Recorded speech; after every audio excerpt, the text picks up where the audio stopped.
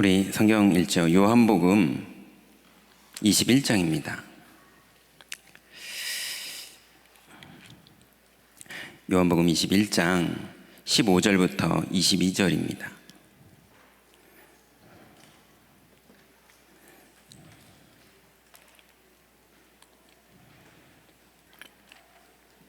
오늘 예수님께서 우리에게 하시는 말씀으로 들으시면 하나님의 큰 응답이 있을 것입니다. 요한복음 21장 15절부터 22절까지 같이 합독하겠습니다. 그들이 조반 먹은 후에 예수께서 시몬 베드로에게 이르시되 요한의 아들 시몬아 내가 이 사람들보다 나를 더 사랑하느냐 하시니 이르되 주님 그러하나이다. 내가 주님을 사랑하는 줄 주님께서 아시나이다. 이르시되 내 어린 양을 먹이라 하시고 또 두 번째 이르시되 요한의 아들 시몬아 내가 나를 사랑하느냐 하시니 이르되 주님 그러하나이다. 내가 주님을 사랑하는 줄 주께서 아시나이다. 이르시되 내 양을 치라 하시고 세 번째 이르시되 요한의 아들 시몬아 내가 나를 사랑하느냐 하시니 주께서 세 번째 내가 나를 사랑하느냐 하시므로 베드로가 근심하여 이르되 주님 모든 것을 아시오매 내가 주님을 사랑하는 줄을 주님께서 아시나이다. 예수께서 이르시되 내 양을 먹이라. 내가 진실로 진실로 내게 이르노니 내가 젊어서는 스스로 띠뛰고 원하는 곳으로 다녔거니와 늙어서는 내 팔을 벌리리니 남이 내게 띠띠우고 원하지 아니하는 곳으로 데려가리라. 이 말씀을 하심은 베드로가 어떠한 죽음으로 하나님께 영광을 돌릴 것을 가리키심이로라. 이 말씀을 하시고 베드로에게 이르시되 나를 따르라 하시니 베드로가 돌이켜 예수께서 사랑하시는 그 제자가 따르는 것을 보니 그는 만찬석에서 예수의 품에 의지하여 주님을 파는 자가 누구이니까 묻던 자더라. 이에 베드로가 그를 보고 예수께 여짜오되 주님 이 사람은 어떻게 되겠사옵나이까? 예수께서 이르시되 내가 올 때까지 그를 머물게 하고자 할지라도 네가 무슨 상관이냐? 너는 나를 따르라 하시더라. 아멘. 아무것도 상관 마시고 주님 따라가시기 바랍니다. 오늘 구역장 권찰님들 또 교구 장로님들 또 우리 사명자들에게 제목을 이렇게 잡아봤습니다. 다 합쳐서요. 중직자의 치유와 70인 제자. 중직자가 치유되면 반드시 하나님이 70명의 기본적으로 성경에 의미 있는 숫자인 70명의 제자들을 여러분에게 붙이실 텐데요. 여러분 평생에 이 땅에 70명의 제자를 남기고 천국 가시기 바랍니다. 오늘 베드로가 어떻게 죽을지까지를 예수님이 다 정리해 주시고 그리고 이 베드로의 인생에 제자 남긴 것, 이게 오늘 본문의 내용입니다. 제가 이제 우리 교회에서요, 이제 여러 부서를 맡았었는데 그 중에 뭐 어떤 부서라고 말하면 누군지 찾아낼 것 같아가지고요. 어떤 부서를 맡았을 때 그 부서의 회장이었던 랩런트가 있었어요. 근데 완전히 군계 일학 같은 아이였어요. 모든 아이들이 좋아하고 성격도 너무 좋고 실력도 너무 좋고 영적으로 너무 귀하고 전도도 하고 이랬던 아이였거든요. 지금은 다락방은 틀렸다 그러고 떠나갔어요. 그래서 이제 노골적으로 다락방은 틀렸대요. 성숙하고 나서. 왜 틀렸다고 말할까요? 굳이 예수 믿는 건데 우리가 뭐 다른 걸 하는 건 아닌데 왜 틀렸다고 말할까? 제가 되게 고민스럽더라고요. 근데 틀렸다고 말한 아이하고 대화가 안 되더라고요. 왜냐하면 전화도 안 받아요. 자, 그런데 또 지난주에 어떤 이제 장로님이 전화를 주셔서 그분하고 많은 응답의 대화를 나눴어요. 근데 응답의 대화라는 게 어떤 응답의 대화냐면요, 이분이 여자 장로님이세요. 그런데 우리 교회뿐이 아니고요, 뭐 저 멀리 계시는 분이세요. 그런데 이분이 오랫동안 다락방 초창기 때부터 요즘 분들은 잘 모르시는 70인 3차까지 다 받으신 그 정도의 분인데, 그렇게 다락방의 모든 훈련을 다 받고 부부가 다 장로님이시고, 그리고 전도를 교회에 등록시킨 사람만 100명이 넘어요. 딱 몇 명이다 이렇게 숫자를 말씀하셨는데, 그 숫자는 자기가 센 게 아니고 교회가 이제 중직자들의 통계를 내는데, 이제 자기네 교회 말고 그 교회에서 저희 교회 말고요, 우리 교회는 그런 통계 낸 적 없잖아요. 그 교회에서 통계를 냈는데 그분이 100명 넘게 몇 명, 100 몇 명 이렇게 이제 전도를 해서 교회를 등록시킨 분이에요. 여러분, 여태까지 전도해서 등록 몇 명 시켰습니까? 근데 그분이 100명대가 넘는다는 건 많은 은혜가 있었다는 거잖아요. 그럼 여러분, 상식적으로 복음 전했는데 영접 안 한 사람도 많을 거고, 영접은 했는데 양육을 안 받을 사람도 많을 거고, 양육을 했는데 교회화까지는 안 된 사람도 많을 거면은 이분이 얼마나 사역을 했던 겁니까? 이런 귀한 분이거든요. 근데 이분이 지난주에 전화 주셨어요. 목사님, 저는 이렇게 훈련 받았는데, 그리고 제가 어디 교회라고 말은 못하겠지만 저는 어디 교회 장로인데, 근데 지금은 교회를 옮겼습니다. 예, 옮기는데 제가 목사님께 너무 죄송하고, 담임 목사님께 너무 죄송하고, 또 여러 가지 사정이 있고, 그래서 막 너무 좋으신 분이더라고요. 그리고 교회를 잘 아는 장로님답게 자기가 그러면 안 되는 거, 그렇지만 지금은 어쩔 수 없이 그럴 수밖에 없는 거, 막 이런 많은 얘기를 하시는 거예요. 근데 이분이 하시는 얘기가, 나는 지금 남편 장로님이랑 이혼했고, 그리고 나는 지금 귀신이 보이고, 그리고 내 자녀는 교회를 다니는 아이가 하나도 없고, 나랑 같이 전도했던 자녀들인데, 그리고 나한테 복음 전해준 우리 언니는 지금 정신문제와 있고, 그리고 언니 가족들도 조현병까지 와 있고, 이런 상황이라는 거예요. 근데 이분이 고맙더라고요. 오히려 제가 알기로는 많은 분들은요, 그런 얘기 안 꺼내고 더 포장하거든요. 더 감추시고 더 포장하셔서 더 문제가 골마서 나중에는요, 창피해서 교회를 못 다니고 몰래 어디 가서 망하시거든요. 그 무슨 짐승이 그러죠? 이렇게 병들면 집 나가서 죽는 짐승이 있더라고요. 이게 이 상황이 그렇게 되셔서 이분도 이제 마음이 힘드셨던 거예요. 근데 이분에게 제가 다시 복음을 전했어요. 구원의 길 이렇게 말고요, 이분이 놓친 부분을 전했어요. 그랬더니 이분이요, 너무 귀한 분이 맞는 거죠. 목사님, 내가 여태까지 20년 동안 이걸 모르고 살았네요. 오늘부터 제대로 믿겠습니다. 그러면서 되게 기쁘게 끊으시더라고요. 제가 보니까 그분은 성령님도 받으시겠더라고요. 너무 귀하신데 그 귀한 분이 너무 많이 방황을 하셨고 착각을 하신 거예요. 근데 무슨 착각을 했냐? 쉽게 말하면요, 하나님 만나는 길을 그리스도께서 열어주셨고, 하나님도 불신자였던 그 장로님이, 불신자셨다가 복음을 받으신 거거든요. 불신자였던 그 장로님이 하나님 만나는 길을 열어주기를 하나님도 원하셨거든요.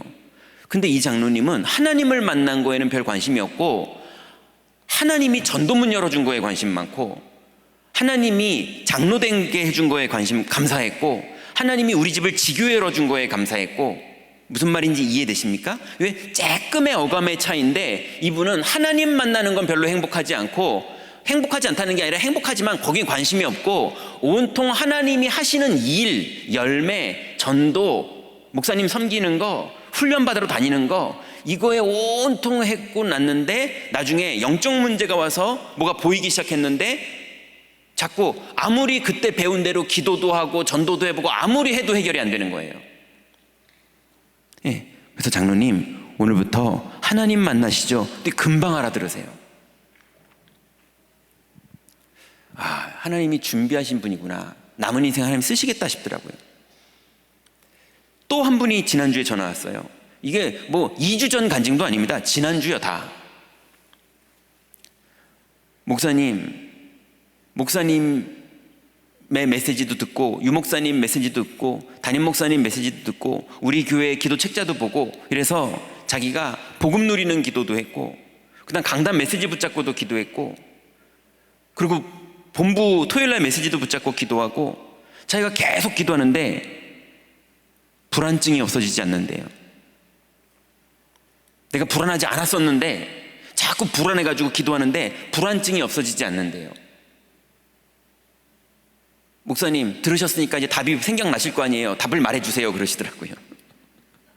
아이, 쿨하니까 편하고 좋더라고요. 제가 막 이렇게 뭔가 말을 이렇게 돌려서 말하지 않아도 되니까 아이 막 좋더라고요.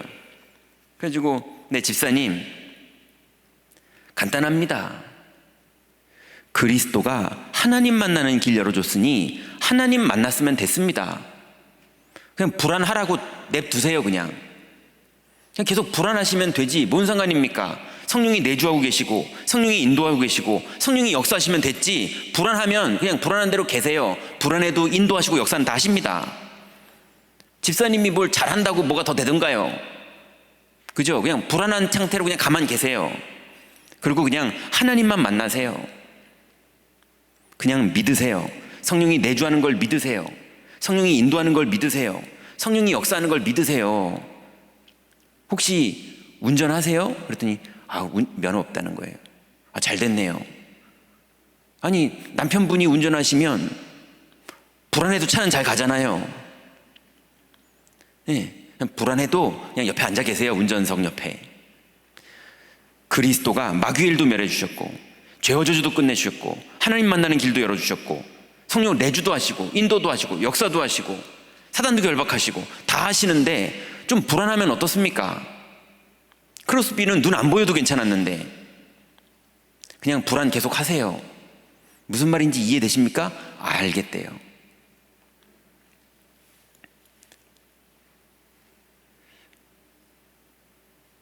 여러분 지교회 안 열어도 됩니다. 근데 그렇게 담난 분에게 지교회 문 열립니다. 무슨 말인지 이해되시죠? 지교회 열려고 노력하자는 게 아닙니다. 예, 불안증 안 없어지고 계속 불안한데도 그리스도의 증인 될 수 있습니다. 오히려 더 증인됩니다. 그런 분이요. 그죠? 예, 불안해도 증인 될 수 있고 불안 안 해도 증인 될 수 있습니다. 그리스도의 증인은 될 수 있어요. 불안증에서 난 증인은 안 될 수 있어요. 그렇지만 그리스도의 증인은 될 수 있어요. 맞습니까? 하나님이 우리에게 하나님 만나는 길 열어주셨습니다. 그럼 우리는 하나님 만난 증인 되면 됩니다. 오늘 예배 시간에 하나님의 말씀 들으셨습니까? 하나님의 약속 붙잡고 하나님을 만나고 하나님이 임재한 곳에서 찬양하시고 헌금하시고 기도하시고 성도와 교제하시고 그러면 됐죠. 나머지는 주님이 인도하시는 대로, 나머지는 주님 시간표대로. 그래도 그렇죠. 그 사람은 어떻게 됩니까? 교회 식당 만든다던데 그건 어떻게 되는 겁니까? 237 그건 어떻게 됩니까? 그 권사님 아프다는데 그건 어떻게 되는 겁니까? 그건 너희의 알 바 아니요. 다락방 요즘 막 말들이 많던데 어떻게 되는 겁니까? 그건 너희의 알 바 아니요. 베드로가 너는 나를 따라가니까 예 따르겠습니다. 근데요 주님 요건 어떻게 돼? 그 너희의 알 바 아니요. 맞습니까?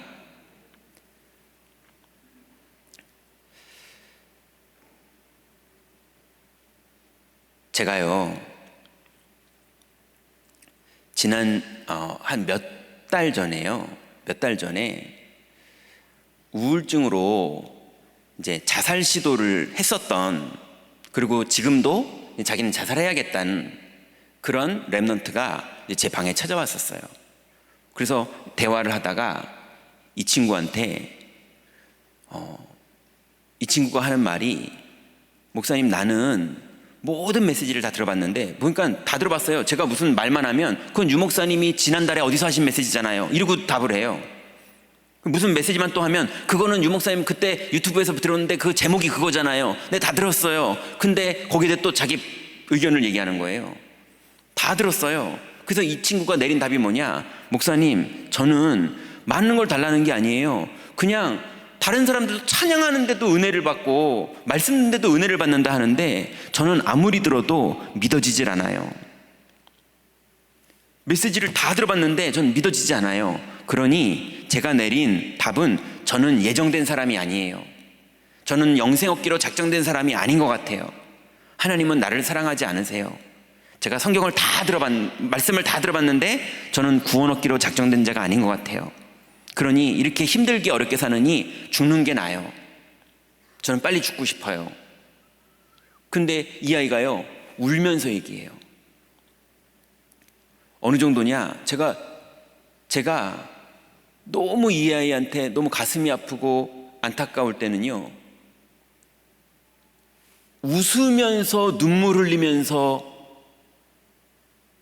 얘기해요. 왜 웃냐면요, 내가 울면 목사님 너무 힘들어하니까. 그러니 웃으면서 얘기하는데 자기는 이제 곧 죽을 생각하니까 눈물이 나는 거예요. 이런 아이가 제 방에 와서요, 같이 얘기하다가, 너 예수님 이미 영접했어, 내가 볼 때는. 제가 볼 때 그런 것 같거든요. 우리 다 영접은 했잖아요, 하나님 은혜로. 실제로는 수백 번도 했고요. 입으로 한 건 수백 번도 했고요. 그런데 네가 자꾸 믿어지는 어떤 감동이 오기를 원하는 것 같은데, 감동이 없어도 그리스도는 네 안에 계셔. 그러니까 계시니까 계시다고 믿어라. 안 믿어져요. 저는 그러니까 감동을 좀 달라고 하는 것 뿐인데 왜 저는 감동을 굳이 안 주시는 거예요? 저는 특별한 사람도 아니잖아요. 그냥 감동을 조금만 주시면 될 텐데 왜 다른 사람들은 다 감동을 받는다는데 저는 안 주시는 거예요? 꼭 코로나 바이러스가 감동이 들어와야지 있는 줄 아냐. 성경이 있다 그러면 있는 거고, 네가 그거를 입을 벌려서 영접기도를 했으면 그때 오신 거다. 영접기도 했냐? 수십 번도 했대요. 그럼 그때 오셨다. 성경대로 네 안에 계신다. 감동 안 와도 믿어라. 믿으면 감동 온다. 아니, 저는 감동 오면 믿고 싶은데요, 믿을 힘이 없어요. 저는요, 지금 저랑 말싸움을 하는 게 아니고요, 울면서 얘기하는 거예요. 믿을 힘이 없어요. 그냥 믿을 은혜를 주시면 믿으면 되잖아요. 그건 내가 어떻게 하는 게 아니다. 그러니 내가 널 도와줄 수 있는 지금 방법은 네가 믿어라. 그러면 하나님 은혜 주신다. 근데 이 아이가 한참 얘기를 하다 보니까 납득도 됐고 자기의 심리 상태가 이해가 되니까요, 마음을 열고 받아들였거든요. 받아들이자마자 하나님 은혜를 주시더라고요. 그랬거든요. 근데 이게 우울증 있는 아이다 보니까 그럼 그 은혜를 지속을 해야 되는데 또 가면 일주일 동안 카톡을 읽지도 않아요. 전화도 안 받아요. 그럼 다시 다 사로잡혀가지고 돌아오는 거예요. 이 아이가 제 방에서 그날은 또 울다가, 목사님, 오늘은 목사님 얘기를, 그때 그건 다 들었고요, 이제 들어도 이제 저한테 힘이 안 나요. 저 갈래요. 그러면서 울면서 나가요. 울면서 나가서 교회 이제 저 내리막길 찾길을 쭉 중간쯤을 내려가는데, 제가 저 그렇게 그냥 보내면 안 되지 않습니까? 그러니까 또 그 아이를 이제 지하주차장에서 차를 빼가지고 2부 예배 끝나고 1시간 정도가 얘기가 되고 가는 길이니까 한 5시쯤 됐는데 내려가는데요, 여자 청년이 길에서 울면 흰 옷을 아래 위로 입고 눈물을 흘리고 있는데, 행정목사가 차를 그 앞에 대고 창문 내려놓고 야, 목사님 차를 타, 이러고 있는데 뒤에서 장로님 차가 쭉 내려오더라고요. 제가요, 이거 소문날 것 같다, 이런 생각이 드는 거예요. 그래서 그냥 가버려야 되나? 괜히 행정목사가 여자 청년이랑 자꾸 차 타라고 막 안 타겠다는 애를 막 태우고 있고 애는 울고 있고 이거 소문나면 그래서 내가 그렇게 느끼는 게 우리 교회 분위기구나. 여자 청년 함부로 태우면 안 되고 막 이런 분위기. 또 그런 일들도 있으니까 지혜롭게 해야 되지만 이런 상황이구나 우리 교회 분위기가. 그래서 그렇게 20년이 지나가면요, 돈으로 해결할 거 해결하고 인격으로 해결할 거 해결하고 다 하다가 어느 날 맨 처음에 그 랩넌트가 굳이 다락방은 나는 아니라고 생각한다고 이랬던 친구가, 제가 혼자 생각해요. 왜 다락방은 아니라고 생각했을까 답내보니까 너무 오직 그리스도인 거예요. 인격도 좀 있어야 되고 인성도 좀 있어야 되고 지성도 좀 소통이 돼야 되고, 사람이 인간이다 보니 인간적으로 조금 이게 서로 간에 이런 게 있어야 되는데 너무 오직 그리스도인 거예요. 여러분, 어느 날 귀신 보일 때는요, 너무 오직 그리스도밖에는 답이 없습니다. 그죠? 어느 날 자살 충동 올 때는요, 너무 오직 완전 그리스도밖에는 답이 없습니다. 맞잖아요. 그래서 우리 교회는 뭐 하는 교회냐? 너무 오직 그리스도 하는 교회입니다. 그걸로 금요기도에 모여서 기도하고, 그걸로 수요일날 모이고, 그걸로 지역 다락방하고, 그걸로 미션홈 할 때 하나님이 시공을 초월해서 흑암을 꺾으시고 하늘군대를 동원하시고 만남의 문을 여시는 교회가 임마누엘 교회입니다. 그거 하려고 우리가 모여있는 거거든요. 그러면 중직자의 치유가 뭐겠습니까? 너무 오직으로 담나는 거. 여러분, 오늘 읽었던 본문에 베드로가요, 맨 처음에 시간이 많이 걸려서 안 읽었는데요, 마가복음 3장 13절에 보니까 예수께서 원하는 자들을 부르실 때 나온 사람입니다. 그때 나왔거든요.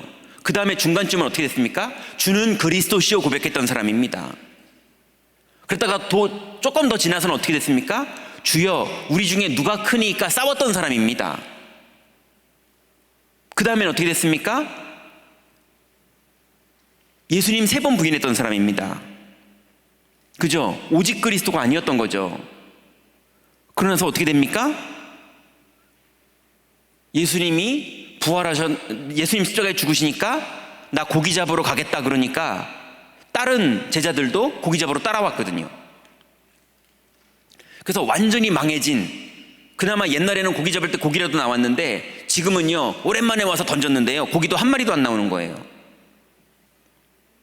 그러니 이러면 내 이럴 줄 알았어, 내 인생 이러면 이렇지, 예수님 만나가지고 대박 날 줄 알았는데, 그래서 우편 좌편 막 이런 거 하고 있었는데 우편도 아니고 좌편도 아니고 예수님은 가버리셨고 일잔 충몽돼 버렸고, 나는 이제 고기 잡는데 고기도 안 잡히고, 근데 얘네들은 나 따라왔으니 막 부담되고 이러고 있는데요, 주님이 나타나셔서, 그거 하고 있는데 나타나셔서 네가 나를 사랑하느냐 물어보시는 거예요. 이게 지금 사랑하는 상황입니까? 3번 부인했죠. 예수님이랑 눈 마주쳤죠. 와서 고기 잡고 있죠. 쉽게 말하면 목사가 택시 운전하고 있는데 예수님이 너 나 사랑하냐 이렇게 물어보는 거예요.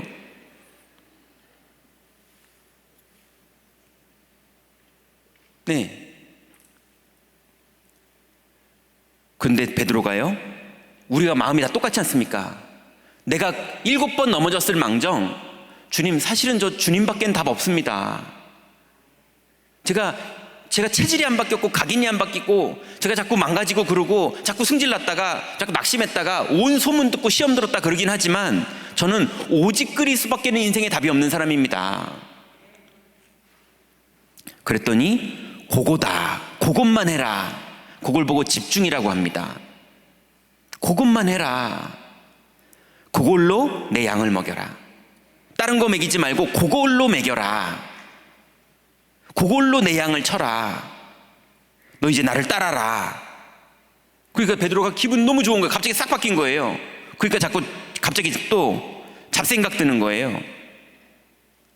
그 사람은 어떻게 되는 건데요? 여러분, 그런 거 신경 쓰지 마세요. 그러다 나중에 귀신 보여도 해결 못합니다. 해결 못한다가 아니라 보여도 상관없을 만큼 담나야 됩니다. 중직자의 치유, 오직. 자, 그래서요,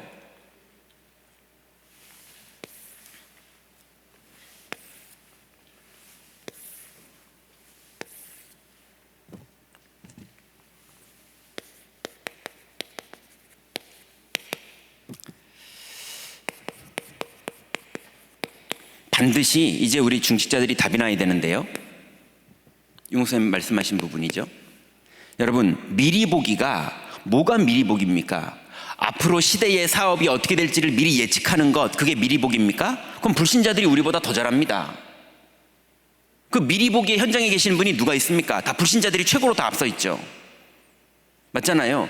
그런 거 자꾸 미리 보려고 그러지 마시고요, 미리 보는 건 뭘 미리 봐야 되느냐, 지금 그리스도로 담나면 내 인생이 어떻게 되는지 그걸 미리 봐야 됩니다.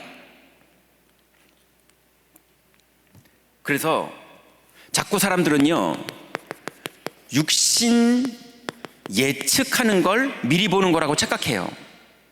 아이고, 저 사람 저렇게 됐으니 이제 꼴 사납다, 이제 저렇게 딱 무너지겠네, 쟤 이제 소문 다 났으니 쟤 망하겠네, 예, 다락방 이거 어떡하지, 지금 뭐 큰일 나겠네, 뭐 이런 거요. 아니, 그 사람 그렇게 됐대, 이제 끝장났네, 뭐 이런 거요. 사람들은 온통 그런 것만 예측하는 걸 미리 본다고 착각해요. 우리는 그게 미리 보는 게 아닙니다.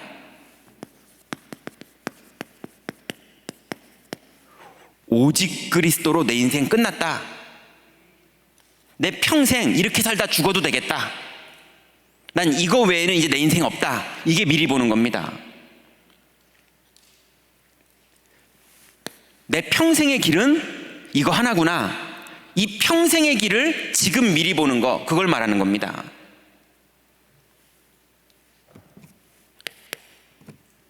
그러면 미리 갖기가 됩니다. 어떤 걸 미리 갖습니까? 오직 그리스도가 믿어져요. 예, 머리로만 아는 게 아니라 그게 실제로 믿어집니다. 그 여러분은 어떠신지 모르겠는데요, 제가 어느 날 복음을 진짜 깨달은 그날, 예전에는요 복음을 막 전하는 때요, 은혜를 받고 복음을 이해하면 막 현장 가서 막 전했거든요. 근데 제가 어느 날 현장에서요, 야, 원죄가 이거구나, 오직 그리스도가 이거구나라는 거를 현장에서 복음 전하다가 불신자들 전도하다가 이게 딱 이해가 된 거예요. 성경 구절로는 다 알죠. 근데 저한테 딱 이해가 된 그날이요, 제가요 본능적으로 저도 모르게요 집으로 뛰어왔습니다. 사역 현장으로 안 가고요. 그래서 집사람한테 좀 미안하긴 한데요, 집사람한테, 여보, 시온이 왔어? 시온이 집에 있어? 애 초등학생인데 제가 그거 깨달은 거 애한테 가르쳐 주려고요. 야, 교역자가요 진짜 복음을 발견하니까 성도들한테 안 가고 집으로 와서 자기 제일 좋아하는 사람한테 전하더라니까요. 저도 모르게 그러고 있더라고요. 여러분, 미리 본 내 길이 이거구나라고 담난 사람이 진짜로 이거를 갖게 되면요, 이게 힘입니다. 오늘 예수님이 베드로에게요, 너 나를 사랑하느냐? 그랬더니 베드로가 나 안 사랑하는 줄 알았거든요. 자기가 안 사랑하는 줄 알았어요. 3번 막 부인했지, 이런 거 보니까 안 사랑한 줄 알았거든요. 그래서 그런 거 한 사람들, 그 유다는 자살하고, 근데 베드로는 또 그릇도 안 커가지고 자살도 못해요. 책임도 안 져요. 책임감도 없어요. 유다는 책임감 있게 자살도 했거든요. 근데 베드로는 또 살긴 살아야겠는 거예요. 또 그건 그거고, 이래가지고 뭐 살겠다고 막 고기 잡고 있는데 잡혔거든요, 예수님한테. 근데 주님이 너 사랑하냐 나를? 물어봤으니까 생각해보니까 좀 사랑하는 건 맞거든요. 또 자기 양심을 돌아보니까 주님 사랑합니다 했더니 주님이 그걸 가지고, 야, 너 믿음 좋다고 또 그러시는 거예요. 옛날에 그리스도 그럴 때도 믿음 좋다고 그러시더니, 네가 나를 사랑하는 거 맞다 이러시더니 그걸로 내 양을 먹이라 이러는 거예요. 그래서 좀 마음이 편해져가지고, 저 요한은 좀 어떻게 되는 겁니까? 이런 거 물어보고 막 그랬거든요. 그랬는데 그 베드로에게 어떤 힘이 결국 최고의 아는 거에서 진짜로 힘이 언제 나는 겁니까? 성령 충만을 받고 힘을 가지게 된 거예요. 그죠? 그러니까 내게 있는 것으로 내게 주노니 나사렛 예수 이름으로 일어나 걸어라, 이게 고백이 되는 거예요. 심지어는 예수님이 이제 내 양을 먹이라. 그러니까 베드로가 막 힘이 났는데, 힘난 베드로에게 뭐라 그럽니까? 네가 젊을 때는 네 맘대로 돌아다녔지만 이제는 마지막에는 네가 사람들에게 끌려다니고 띠띠워서 어떻게 죽을지를 말해줬는데 어떻게 죽었습니까? 십자가에 거꾸로 매달려서 죽었어요. 그죠? 죽었는데, 근데 왜 십자가에 거꾸로 매달려 죽었는데 영광이 왜 됐습니까? 영광이 왜 됐습니까? 두렵지 않았어요. 여러분, 마귀가 스데반을 돌로 쳐 죽일 때 스데반이요, 돌 몇 대 딱 맞고 이제 이거 죽겠구나 이런 상황이 딱 되면요, 아, 후회된다, 내가 괜히 입방정을 떨었나 보다, 좀 조용히 예수를 믿을 걸, 후회돼 그러면서 죽어야지 마귀가 원하는 그림이 나오는 거예요. 맞잖아요. 근데 스데반이요, 마귀가 볼 때 이 스데반이 완전히 미쳐가지고, 주여, 저들은 자기의 죄가 뭔지를 모릅니다. 저들을 용서하여 주옵소서. 죽으면서도요, 마지막 돌 맞아 죽는데 마귀가 막 겁을 잔뜩 주고 죽이려고 그러는데, 주 예수여 내 영혼을 받으시옵소서 이래 버리는 거예요. 흑암이 다 꺾이는 겁니다. 베드로가요, 미리 가졌어요. 내가 어떻게 죽어도 되겠구나, 이제 나는 죽어도 상관이 없겠구나.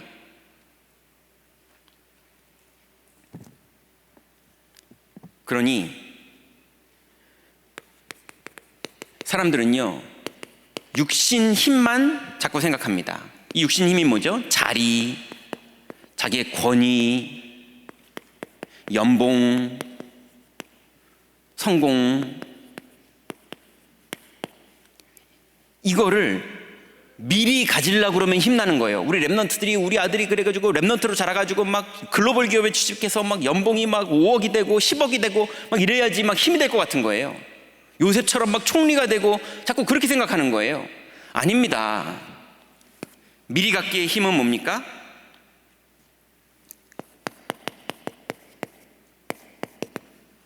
너희는 이성을 떠나지 말고 아버지 약속하신 것을 기다리라 이렇게 말했더니 380명은 도망갔고요, 120명 힘 있는 사람들이 기다렸어요. 이 힘을 말하는 겁니다. 여러분, 교회 안에 이런 일 있고 저런 일 있어도 여러분 속지 마시고 약속 잡고 기도하면서 기다리세요. 그리고 막 이런 일 저런 일 막 있어도요, 그건 너희 알 바 아니요 그러세요. 그 무슨 상관이냐, 예수님이 그러시잖아요. 이제 미리 누림. 미리 누림은요, 이제 삶입니다. 어떤 삶입니까? 사람들은 온통 돈, 삶 속에 돈 누리고 싶어하고, 성공 누리고 싶어하고, 그 다음에 자리 누리고 싶어하고, 그리고 성령께서 하시는 일이에요, 이게요. 그죠? 이게 하나님의 응답이 이런 일이 벌어집니다. 요셉이 돈이 없겠었겠습니까? 아브라함이 돈이 없었겠습니까? 욥이 돈이 없었겠습니까? 바울이 돈이 모자랐겠습니까? 다 채워졌거든요. 자리니 명예니 다 채워졌거든요. 근데 배설물로 여기는 거예요. 그 너머에 있는 하나님의 축복을 보는 거거든요. 그래서 미리 누리는 삶은 뭘 누리는 거냐? 여러분, 오직 그리스도로 여기서 담났으면 여기서는요, 오직 하나님 나라 누리는 겁니다. 약속 잡고 기다리는 자에게 반드시 하나님 나라가 임하고요, 하늘 군대가 동원되고요, 사탄이 결박됩니다. 우리는 그걸로 사는 겁니다.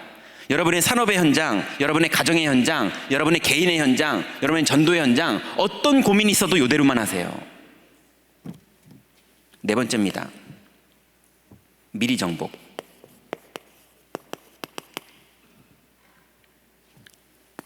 이게 우리의 방향이에요.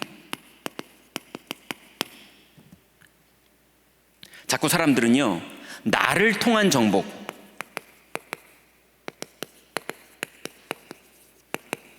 이걸 생각합니다. 취직이 잘 돼가지고 연봉이 높아야 되고, 내가 이번에 승진해가지고 직급이 높아야 되고, 막 행정목사 돼가지고 막 높아지고, 막 이런 거 맨날 관심이 있습니다.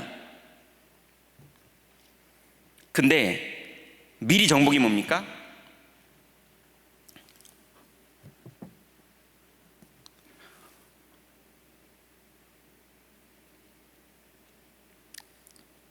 오직 성령이 너에게 임하시면 권능을 받고 증인되는 겁니다. 하나님 나라를 누리면 성령께서 문을 여십니다. 5가지의 권능으로 임하시고 5가지의 문을 여시고 5가지의 시간표가 오는 성령이 하시는 문이 열립니다. 이거를 미리 붙잡고 기도를 시작하는 거예요. 그게 미리 정복입니다. 그럼 5번째로 드디어 미리 성취의 축복 속으로 들어갑니다.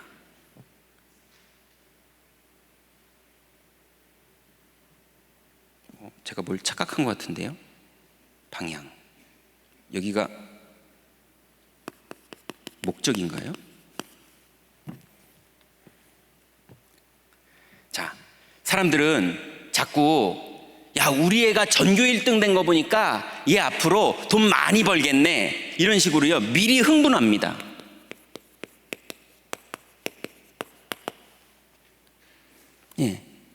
예전에 어떤 분을 만났는데요, 온 집안이 다 서울대예요. 부모님들 서울대, 부부가 다 서울대, 자녀들도 다 서울대, 며느리도 서울대. 근데 그 아들이, 그 집 장남이 숙대 권사님 죄송합니다.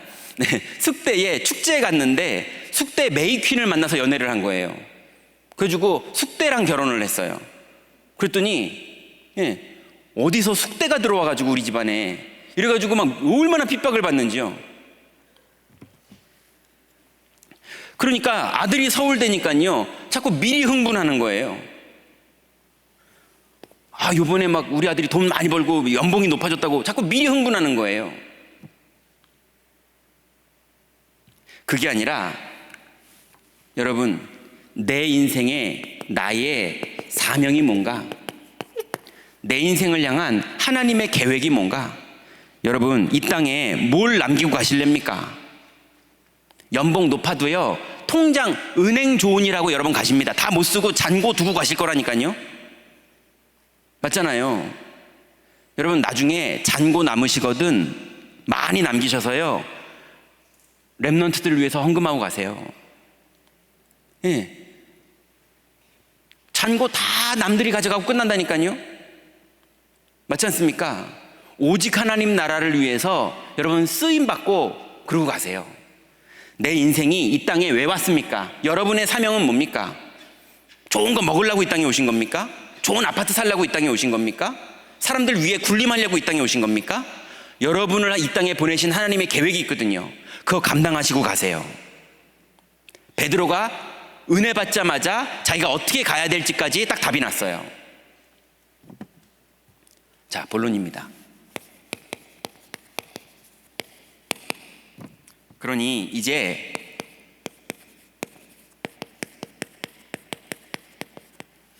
모든 중직자들은, 그리고 사명자들과 교육자들은 거꾸로 사는 삶을 사세요. 자, 마가복음 3장 13절에 보니까 세상은 내가 도전합니다. 자기가 이력서를 내고 자기가 취직하고 요즘은 연봉도 협상합니다. 난 이만큼 받겠다. 그죠? 그 대신 내가 이만큼 일하겠다. 요즘은 내가 결정하거든요. 그런데 마가복음 13장에 보니까 주님이 부르신 자들이 나온지라 그랬습니다. 우리는 우리가 하는 게 아닙니다. 주님의 은혜로 시작된 겁니다. 구원도 주님의 은혜였고 부른 것도 주님이 부르셨어요.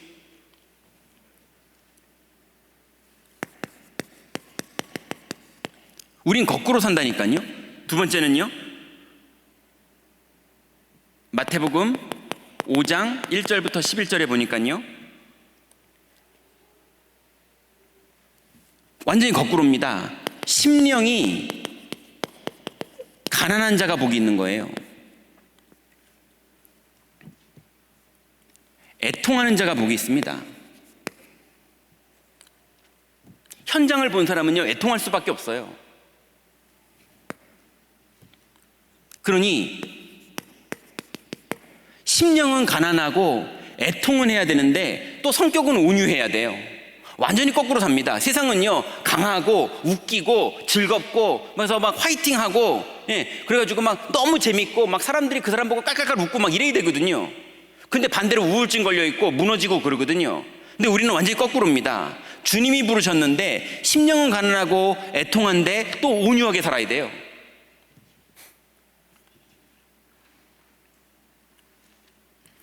근데 또 답답하게 의의 줄입니다. 육신적인 거에 줄이는 게 아니라 의에 줄여요. 오직 그리스도로 답이 안 나면 인생이 너무 갈급해요. 거기에다가 또 하나님 은혜 주셔서요, 또 사람을 긍휼히 여기네요. 거기다가 사람을 간교하게 이렇게 판단해가지고 내 이득을 딱 챙겨 먹어야 되는데 또 마음은 청결하게 하나님 앞에 순수해요. 거기다가 오지랖이 있어가지고 자꾸 하나님하고 사람 사이를 화평케 하는 전도하러 다니는 거예요. 그거 하다가 남편한테 핍박받고 애들한테 핍박받고 동네 가서 사람들한테 핍박받고 의를 위하여 박해를 받아요.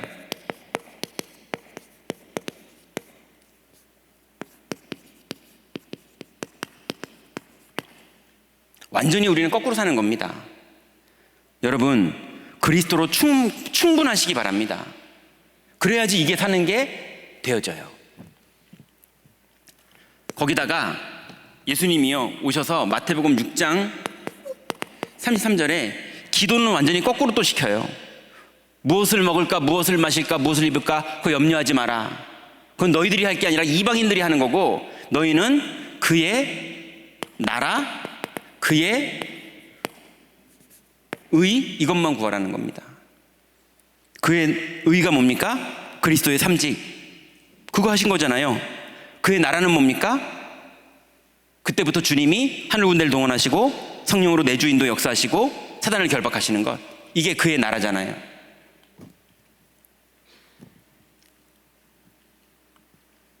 그러면 어떤 일이 벌어집니까?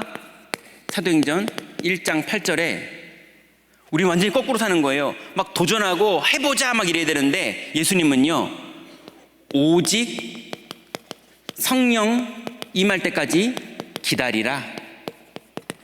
막 흥분해가지고 막 요번에 보험 얼마 달성할 줄 믿습니다 이러고 막 다단계 뭐 요번에 될 줄 믿습니다 이래야 되는데 거꾸로요, 우리는 기다리라.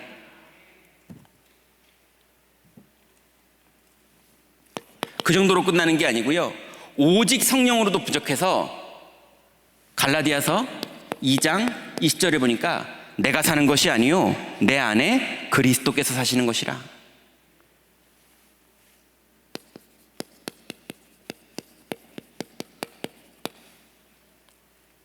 우리는 이렇게 사는 겁니다. 창세기 3장에서 사는 삶은 나중심, 육신중심, 성공중심으로 도전하는 겁니다. 근데 우리는 완전히 거꾸로입니다. 약속 붙잡고 기다렸더니 성령이 인도하는 걸 따라가는 삶입니다. 자, 이걸 살면 이상하게 하나님 나라가 이루어지면서요 열매가 맺어집니다. 어떤 열매가 맺어지느냐?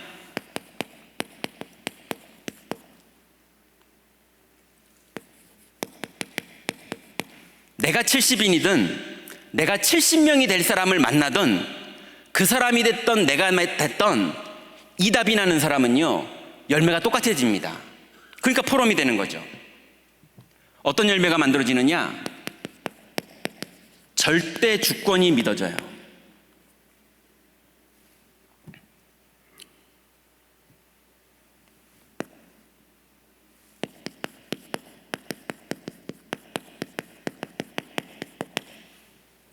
절대 주권이 믿어집니다. 여러분, 자꾸 가난에서 너무 벗어나려고 그러지 마세요. 자꾸 질병에서 너무 벗어나려고 그러지 마세요.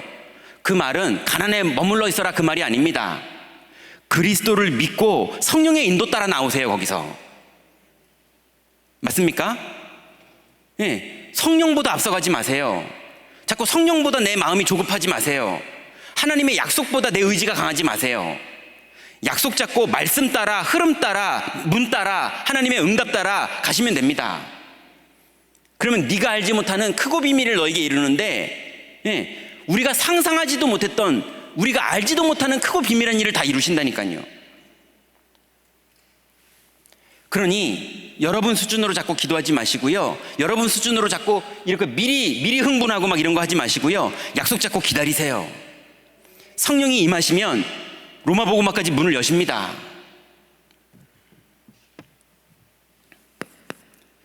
그러면 절대 계획이 나옵니다. 여러분, 하나님의 절대 계획이 뭡니까? 여러분을 향한 절대 계획이 뭡니까? 하나님이 여러분을 별로 소중하게 안 여기면, 하나님이 소중히 여기는 불신자들 중에 예비된 영혼을 살리기 위해서 여러분을 쓸 수 있어요. 그럼 여러분은 전도 열매로 만족하고 살고 그 사람들은 임마누엘로 만족하고 살고 이렇게 될 수 있어요. 그죠? 그러면 어느 날은 여러분이 영적 문제 올 때는 못 이겨요. 그래서 여러분을 향한 하나님의 절대 계획이 뭐냐? 그리스도 신분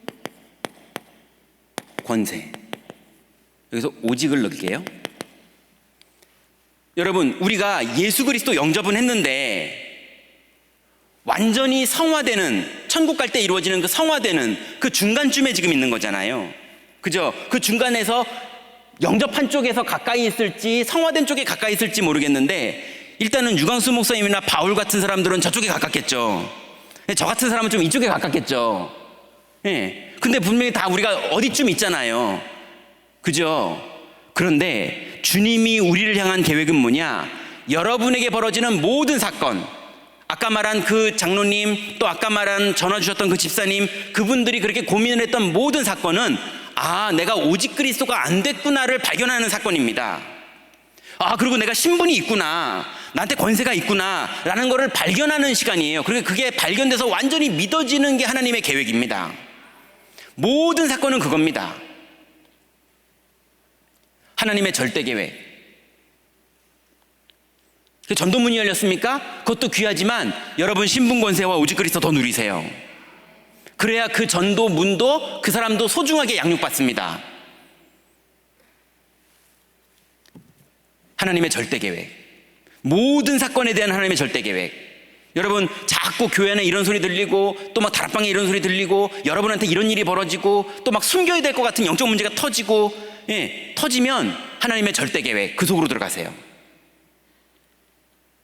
우리 아들이 교회를 안 다니고 우리 남편이 믿음이 없고 우리 집이 갑자기 막 큰 사고가 났고, 하나님의 절대 계획 속으로 들어가세요.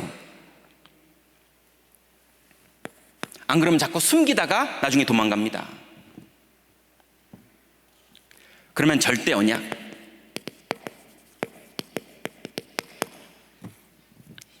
이게 진짜로 누려지면, 그리스도와 신분 권세가 진짜 누려지면 드디어 사탄 나라가 어떤 일이 지금 사탄 나라가 이렇게 움직이고 있구나가 이제 보입니다. 왜냐면 내가 거기서 시달렸었으니까. 근데 내가 거기서 빠져나왔기 때문에 사탄 나라가 이제 보여요. 사람들이 지금 세상에서 이렇게 고통받고 있구나. 그걸 보고 현장 보는 눈이라고 합니다. 그런데 사탄 나라와 함께 뭐가 보이느냐? 세상 나라가 보입니다. 세상은 모든 좋은 걸 다 가지고 영적인 축복만 싹 뺏겼구나. 이게 보입니다. 그래서 세상 사람들은 영적인 축복이 싹 뺏긴 상태로 막 열심히 살고 있구나. 그래서 자기네들이 영적 문제가 이렇게 와 있는데 모르고 있구나. 이게 보입니다. 그러면 드디어 내가 어떤 은혜를 받았고 내가 현장에 복음 전할 때 어떤 일이 벌어지겠구나. 이게 미리 보입니다.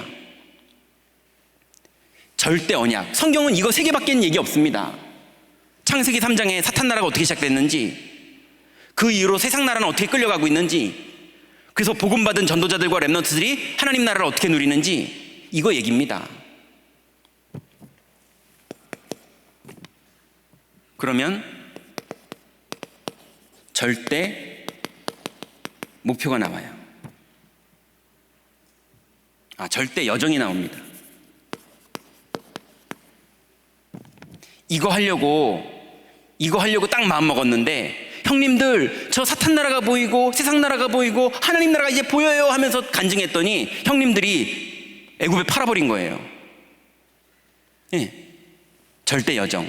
팔렸는데 거기서 예전 세상 기준을 보는 게 아니라, 예전 세상 기준, 육신 예측하고 그럼 나 이제 망하겠구나 이렇게 보여야 되는데, 그게 아니라 절대 여정을 가는 겁니다. 이 속에서 하나님 계획. 형님들이 나를 팔았으므로 두려워하지 마소서. 하나님이 나를 먼저 보내신 겁니다. 여러분, 어떤 상황이 벌어지고 병이 걸리고, 아니 내가 예수 믿는데 어떻게 이런 일이 벌어질 수 있지? 그런 일이, 너무 심한 일이 벌어져도 절대 여정.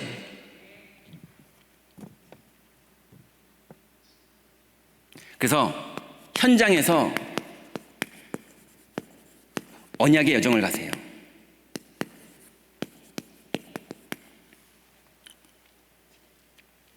그럼 다섯 번째로 절대 목표가 나옵니다.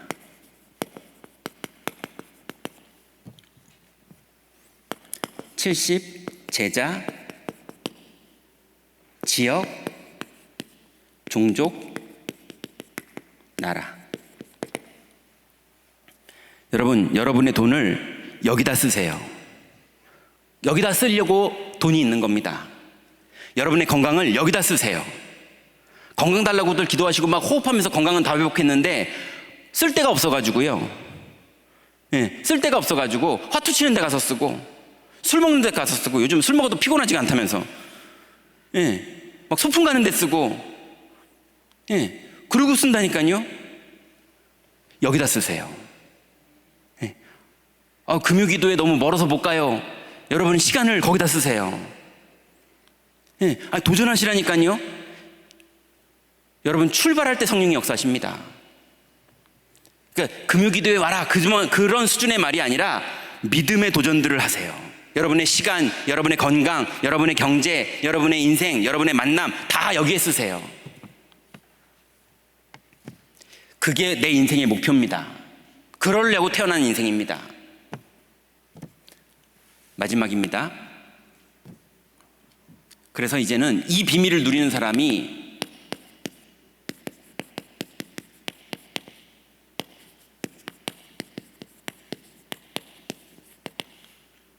플랫폼을 만드세요. 오늘 유 목사님 2부 때 말씀하셨는데요. 개인 플랫폼 만드세요. 이 축복을 내가 어떻게 기도로 누릴지 아침에 깊은 기도할 수 있는 내용 싹 정리해서 나의 기도문을 딱 만드세요. 이번 주간에 핵심 메시지, 산업선교 메시지부터 시작해서 주일 2부 메시지까지 내가 붙잡아야 될 기도 제목을 단어로 만들든지 문장으로 만들어서 일주일 동안 내가 딱 펴면 요거 기도할 수 있는 걸 딱 내 가까이에 두세요. 그래서 일주일 동안 계속 그거 기도하세요. 개인 플랫폼 만드세요. 여러분에게 맞게 만드세요. 그래서 개인 플랫폼은요, 예배와 깊은 기도, 이 두 가지에서 만들어지는 겁니다. 두 번째는요, 여러분이 맡은 현장의 플랫폼이 있어야 돼요.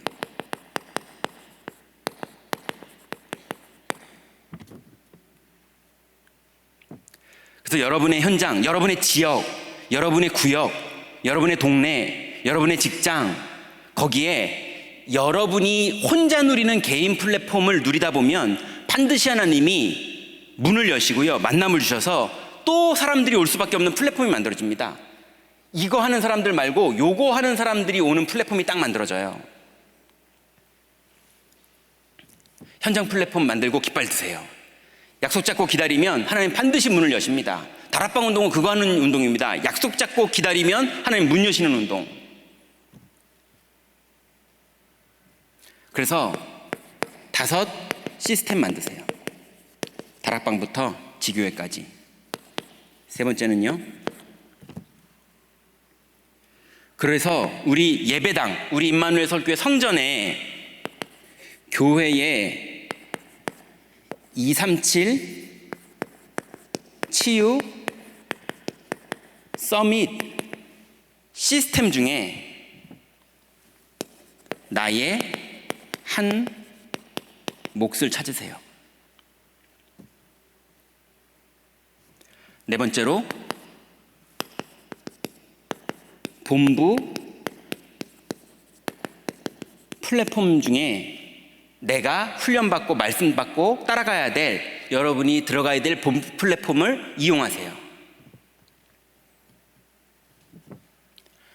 결론입니다. 자, 이번 주 교구의 모든 중직자들은요, 다락방 도전하세요.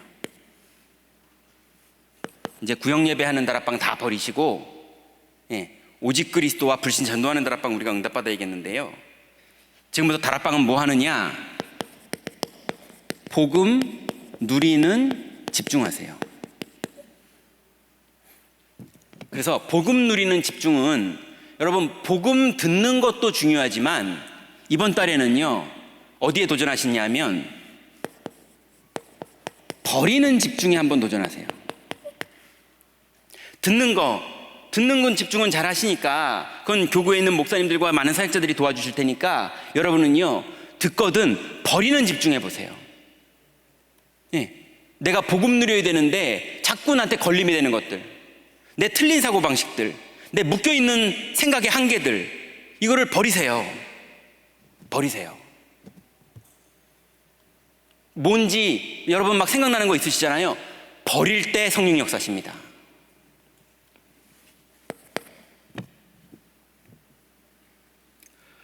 그걸 버리고 누리면요 반드시 현장 보는 눈이 열립니다. 현장 보는 눈이 열리면서 하나님의 시급한 게 보여요. 아, 하나님이 지금 이게 시급하구나. 우리 지역에 깃발 든 다락방 복음 들을 사람이 모일 장소가 필요하구나. 우리 정말 기도하는 사람이 필요하구나. 메신저가 필요하구나. 뭐가 됐던 저 불신자들한테 복음을 전해주는 사람이 한 명도 없구나.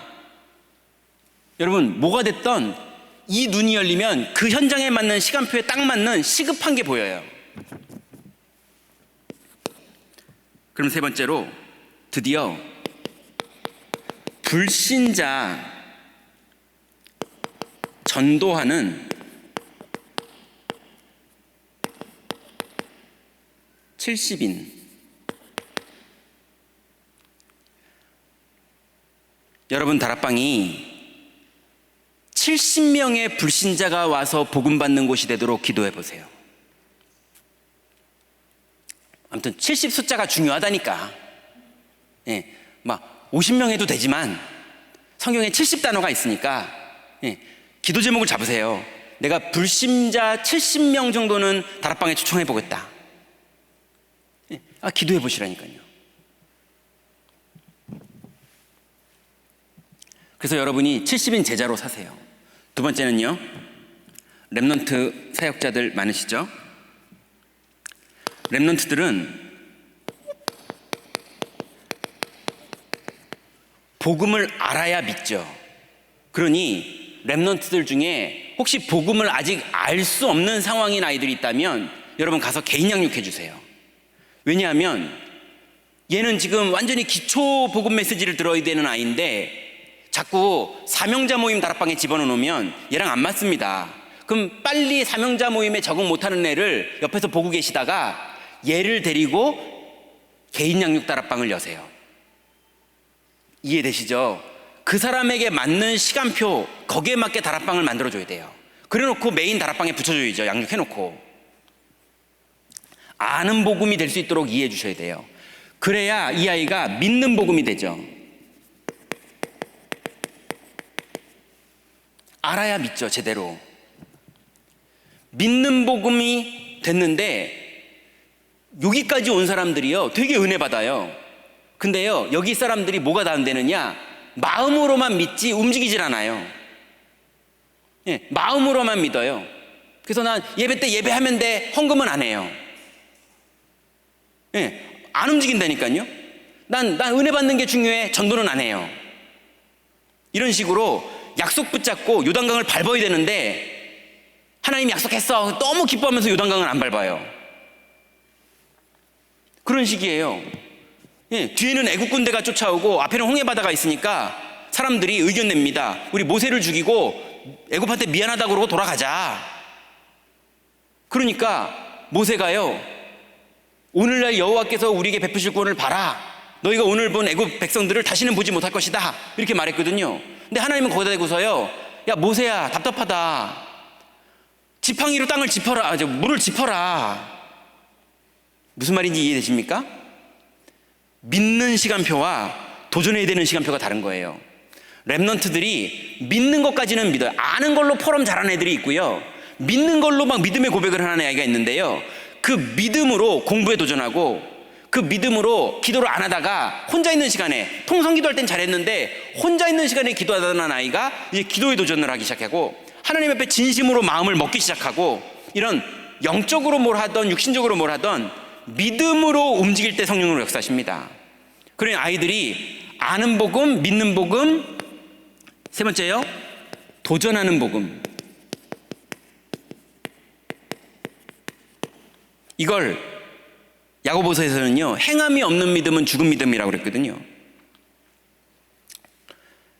행함이 없어도 믿음은 귀한 믿음이죠. 근데 왜 굳이 행함이 없는 이라고 당했느냐?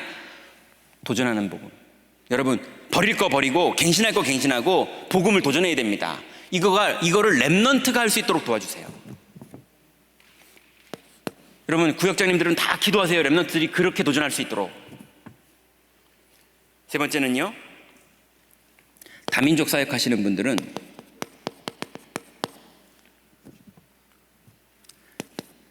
다민족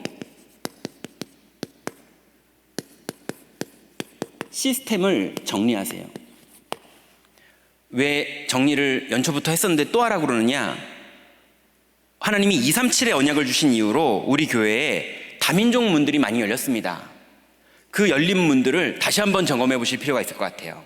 그러니 다민족 시스템들, 다민족이 지금 얼만큼 들어와 있고, 다민족이 누가 예배드리고 있고, 아직은 교회가 안 된 현장에서 양육받는 사람은 누구고, 교회가 된 사람은 누구고, 다민족 시스템을 정리하세요. 그리고 다민족 개인화를 도와주세요. 왜 도와줘야 되느냐? 우리는 오직 그리스도 하려고 모임인데, 다민족은요, 외국에서 우리나라를 들어오다 보니까요, 생존 본능이 너무 급해요. 막 살아남아야 되는 거예요. 한글도 배워야 되고, 전세값도 내야 되고, 월세도 내야 되고, 뭐 이런저런 일들이 막 지금 우리나라에서 우리 가족들도 데리고도 와야 되고, 그래서 여기서 같이 살아야겠고 막 그러는데, 여러 가지가 법도 모르겠고 막 그러다 보니까 막 생존에 곤두서 있어요. 그 사람을 오직 그리스도 하는 걸로 도와주지를 못하면 우리가 하는 일이 복지센터 일하다 끝나는 거예요. 그러니 도와줄 거를 도와주되 오직 그리스도가 되고, 그 다음에 기다리라가 되고, 오직 하나님 나라가 되고, 오직 성령이 되고, 그래서 나의 사명이 뭔지까지 발견해서 다시 자기 나라로 돌아갈 수 있을 때까지 우리가, 그래서 완전히 우리 교회의 중직자가 될 만큼, 아프리카 사람이 우리 교회 중직자로 서야 돼요. 그래서 아프리카 케냐 담당 장로 이렇게 나와야 된다니까요. 그거를 누가 도와줍니까? 그걸 우리가 도와야죠. 다민족이 개인화될 수 있도록 도와주세요. 무조건 돕지도 말고, 무조건 어렵게 하지도 말고, 개인화가 될 수 있는 도움을 주세요. 마지막으로 끝내 다민족이 자립할 수 있도록, 그래서 자기가 하나님 앞에 우리와 같은 사명을 가지고 임마누엘 서울교회 안에 우리 미얀마 모임이 필요합니다. 우리 미얀마 사람들이 모여서 미얀마 중직자, 미얀마 렘넌트, 미얀마 사람들, 그래서 연결해서 한국에 온 사람들도 모으고 또 미얀마를 돕고 우리 미얀마를 위해서 헌금하고, 그래서 완전히 그리스도로 자립하는 237 운동이 한국 사람을 초월해서 다민족들이 자립할 수 있도록 도와줘야 돼요. 그 일이 되는 필요한 부분을 기도하고 돕는 이번 달, 여러분의 교구 안에서, 여러분의 부서 안에서 우리가 이 흐름대로 실제로 응답받아지는 그 축복 속에 여러분이 있으시기 바랍니다. 기도하겠습니다. 하나님 감사합니다. 하나님께서 주신 귀중한 이 복음의 비밀 안에서 이제 우리가 한 걸음 한 걸음 성령의 인도함 받을 수 있게 하시니 감사를 드립니다. 우리의 걸음이 육신 걸음이 아니라 하나님의 언약의 흐름을 따라 하나님이 기다리라고 할 때 기다리고, 하나님이 문을 여실 때 도전할 줄 아는 하나님의 약속 붙잡은 제자의 길을 가기를 원하오니, 하나님 우리를 그리스도로 충만케 하여 주옵소서. 이번 주간에도 붙잡고 말씀을 붙잡고 기도하며 한 걸음 한 걸음 움직일 때, 그리고 이번 한 달 동안에 우리 모든 렘넌트, 교구, 다민족 현장에서 우리가 약속 붙잡고 움직일 때에 하나님이 반드시 언약을 이루실 줄 믿사오니 하나님 우리 렘넌트들에게 또 교구 안에 있는 모든 시스템에 그리고 우리 다민족들에게 하나하나 언약이 성취되는 여정의 한 달이 될 수 있도록 축복하시고 역사하여 주옵소서. 예수 그리스도의 이름으로 기도드렸습니다. 아멘.